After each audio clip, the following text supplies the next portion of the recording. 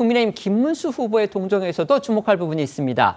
어제 의사협회를 찾아서 지난해부터 이어진 의장 갈등과 관련해서 사과를 했는데 이 사과하는 그 발언이 또 논란이 되고 있습니다. 네, 이 어제 오후 첫 일정으로 대한의사협회를 찾은 김문수 후보는요, 1년 넘게 이어진 이 의정 갈등 사태에 대해서 무조건 사과드린다라면서 고개를 숙였습니다.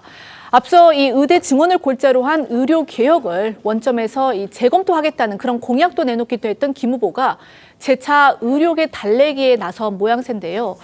하지만 이 과정에서 김 후보는요, 나는 아내 말 다음으로 의사의 말을 잘 듣는 사람이라면서 의사는 하느님 다음으로 가장 중요한 사람들이라고 생각하며 살아왔다라고 발언을 해서 이 뒷말을 낳기도 했습니다. 들어보시겠습니다.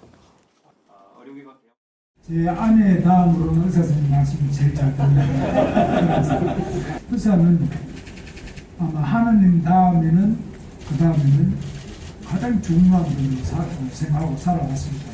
왜 이렇게 우리가 시간을 보내고 이 소중한 인들이 공부를 못할 정도까지 만들었냐. 저는 무조건 사과를 드립니다. 제가 대통령이 된다면 의료 정책은 의사 선생님들의 말씀을 들어서 하겠습니다. 의정 갈등 해결, 물론 어느 대선 후보를 막론하고 어느 당 소속을 막론하고 굉장히 중요한 일입니다. 따라서 대선 후보가, 특히 직전 집권당의 대선 후보가 저렇게 적극적으로 갈등 해결에 나서는 거 물론 중요한 일입니다.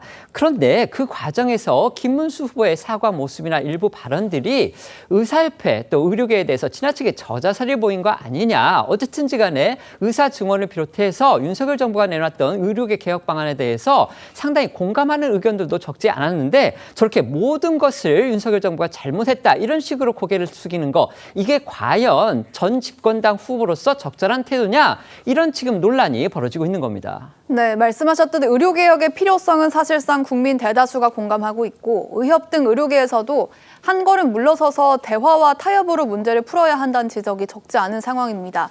하지만 어제 김 후보가 의사는 하느님 다음으로 가장 중요한 사람이라거나 대통령이 된다면 의료 정책은 의사 선생님 말을 들어서 하겠다는 등 무조건 사과로 저자세를 보이니까 의협이라는 의사들의 이익을 대변한 단체를 상대로 대선 후보가 보일 모습으로는 적절치 못했다, 이런 지적이 나오고 있습니다.